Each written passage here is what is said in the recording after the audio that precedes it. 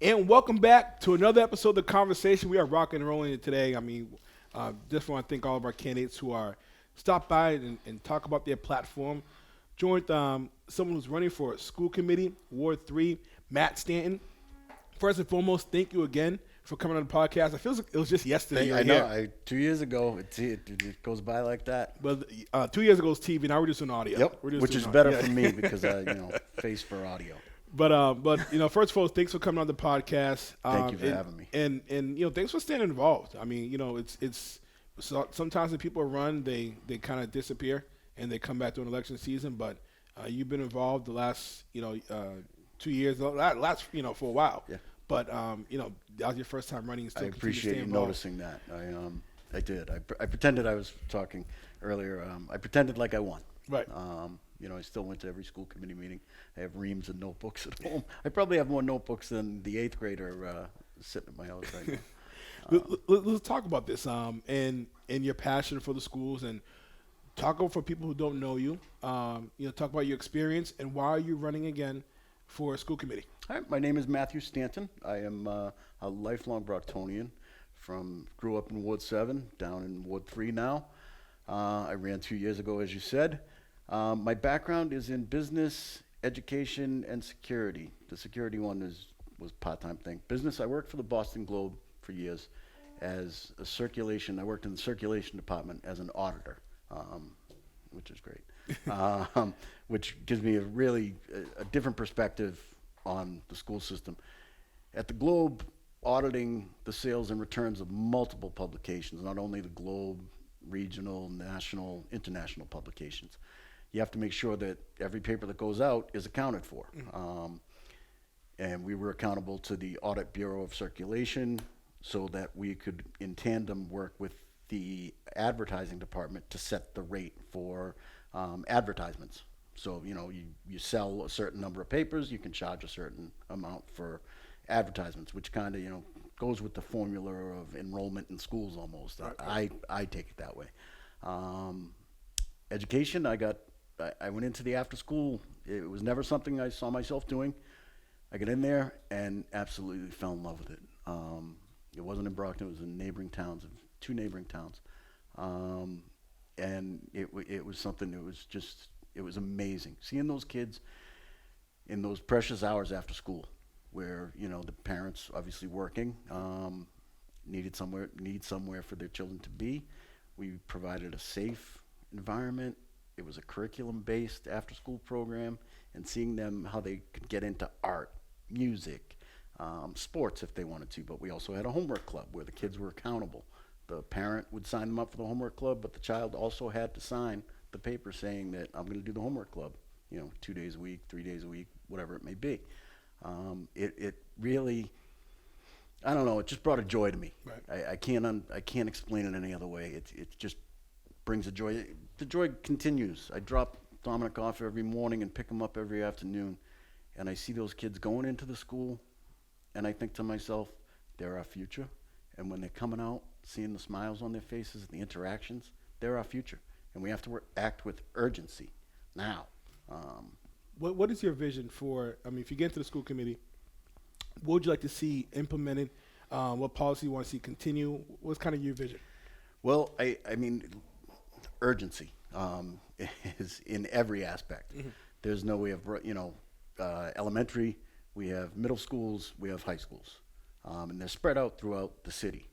And just because East Middle School is, programs working at East Middle School, it might not be working at one of the other ones. So we need to know everything. I know, at the school committee meetings now, they bring in somebody and they give, superintendent gives his report, and we kind of get it on that level of elementary, middle, and high school. I'd like to see it broken down further by schools. Bring in principal of South Middle, bring in the principal of, East Middle, just on that level, so we get an idea of what's going on around the whole city, because there are over 15,000 students. So if we're going to put something into place, if we put a policy in place, I'm the type of person I like to have a backup plan for my backup plan. So if we put a policy in place, we need to check on it pretty regularly, not a year down the road and say, oh, well, maybe that didn't work that great. Now we got to move on to something else, try and figure something else. No, we have to have something in the pocket. We have to have something ready, willing to, plug in and keep things going. I was talking to Rita Mendez, state rep, Yeah. and earlier this morning, and she was talking about this recently passed an education bill, and what she was speaking about is enrollment in terms of the public schools and the amount of enrollment we've lost. How do you, on a policy level, get retention where you're keeping students, you're not losing students, and teachers too? It's huge. I like to think about enrollment as far as I think, the high school. Look at the high school, okay? Now, we lose a lot of kids to Southeastern, we lose kids to charter schools, but right now there's a fire around vocational CTE learning.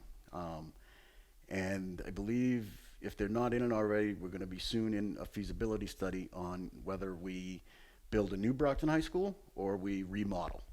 It's probably going to go the remodel way. I don't know for sure, but we need to be thinking now about how we would remodel it and get input from people, in the elementary, in the middle school level to see what they're thinking for the future.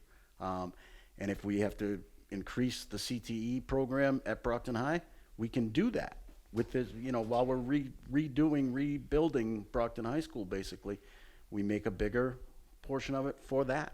So the kids that get waitlisted from Southeastern don't have to worry. We have a CTE program at the high school now, but some kids at Brockton High can't get into it. Right. I think it's huge. I mean, I'm all for CT. I teach at a I wish I vocational had done school, and the waiting list. There's pretty much I think there's a waiting list in every school for CT except for Madison Park in the whole state. So there's a demand for it. I do want to touch base on the deficit that's going on within the schools right now, and you said you were there at every school committee meeting or close to it. What are some safeguards that you think need to be in place for things like that don't happen, and where is the accountability lay? And just outside looking in, I was talking to Counselor Lally and a couple of the candidates. It seems like there's a lot of finger pointing. That's always going to be the case, right? And not much accountability. Yeah. We need accountability. It pains me because after that came out, I went back. I spent probably a week going through the notebooks, like I said I had, because I'm thinking to myself, my God, if I had won 2 years ago and I was sitting in that seat, what would I do? I don't know. Like I say, I go to the meetings.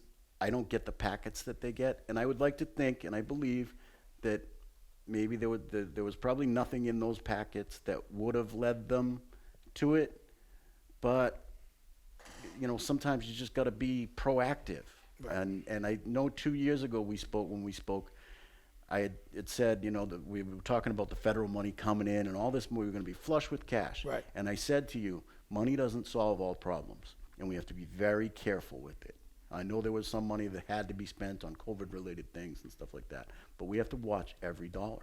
It's like I said about policy. If we put a policy in place and we wait a year to see if it's working, if it's not working after a year, we need to, shorter time span, we need to check in on everything, almost in real time. And I notice you notice a difference at the school committee meetings now. Troy Clarkson is coming in, and we're seeing financial spreadsheets that should have been in place. So is there need to be a closer relationship with the school committee and the city council? There needs to be a closer relationship all the way around, from the school committee to the city council to our state delegation, federal. I mean, all the way.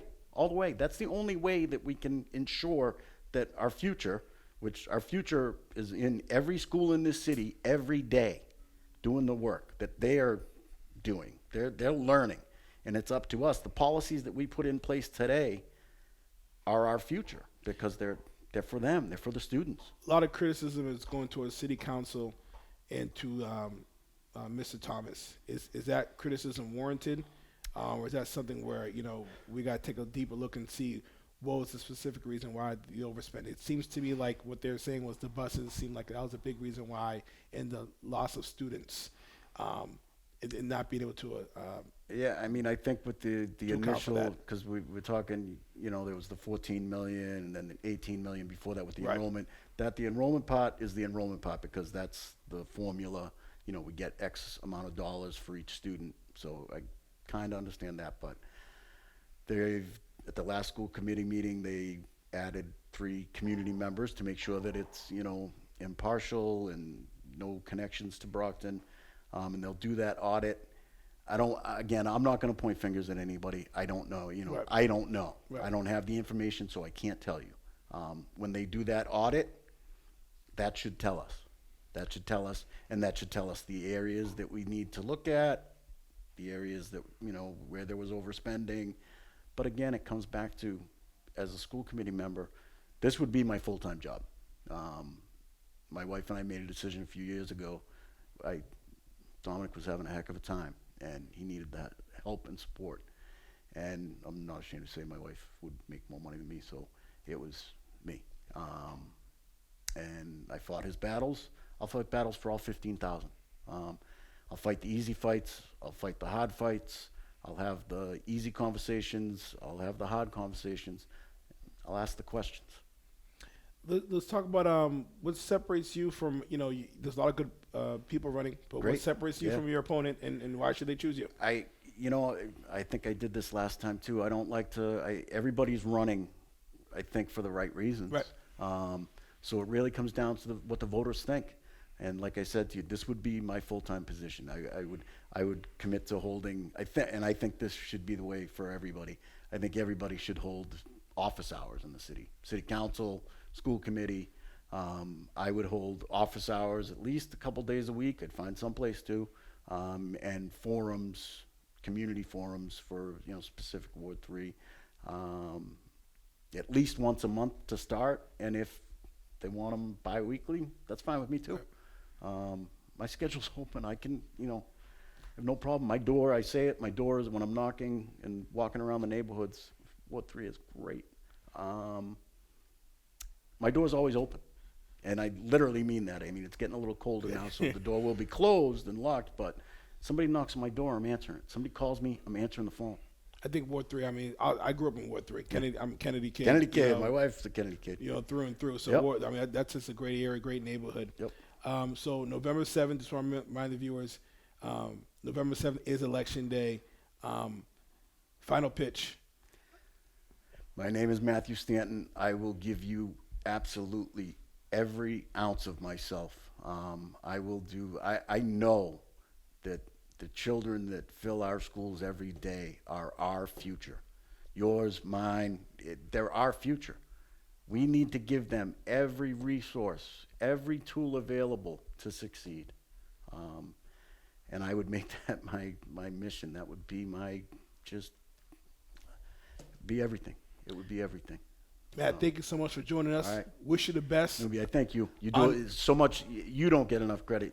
The amount of things that I see you doing for our children, students, I don't know if they can hear me clapping, but I'm clapping. Listen, I think we both have a passion for kids. Yes, so it's an honor to do it. It's an act of really service. It really is. I want to thank everyone for listening to the conversation. We're gonna have some more candidates, so sit back, relax, and subscribe to our YouTube page, Nui Productions. Hit that button. Hit that button, subscribe, like us on Facebook, Nui Productions on Facebook, and we'll be back more with more interviews.